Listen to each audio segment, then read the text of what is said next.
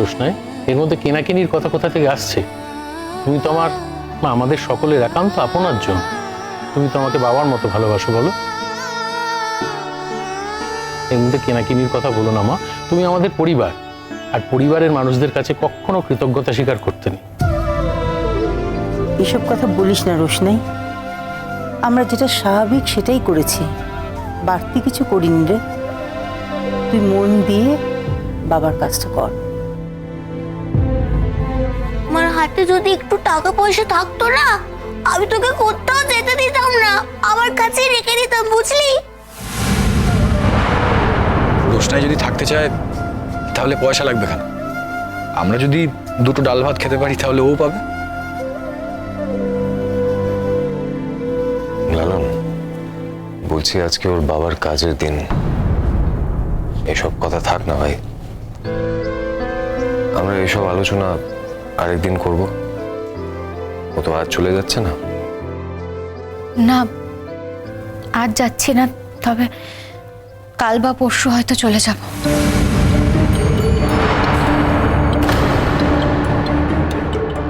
Ticket কেটে নিয়েছো?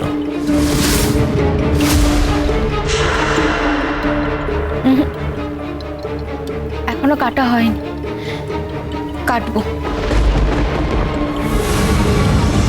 সেই ভালো, যাও নিজের কাজের জায়গায় যাও।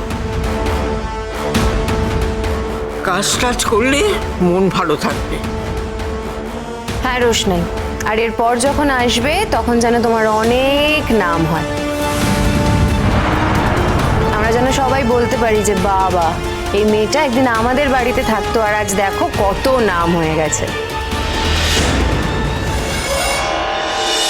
জাহ্নবীদি, আমি শুধু একটু কাজ করে আমি নিজের মতো করে জীবনটা চালাতে চাই, ব্যাস, আর বেশি কিছু চাই না।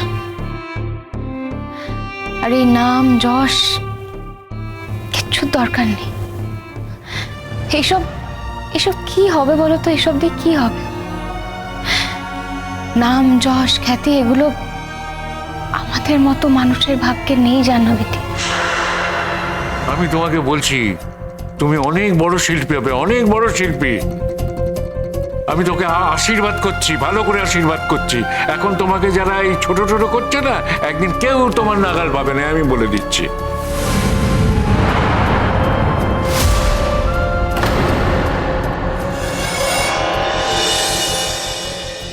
কথা বলার মানে কি?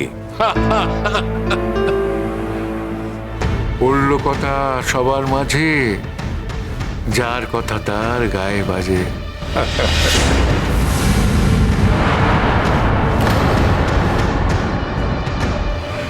যাকে যা বলার আমি বলে দিয়েছি, তো মিথ্যে তো কিছু বলিনি। এ নিয়ে তো কারোর কোনো অভিযোগও থাকা উচিত নয়। তবে একটা কথা কি জানো, বুঝলে, যে শিল্পী হয় তার অনেক কিছু সহ্য করতে হয়।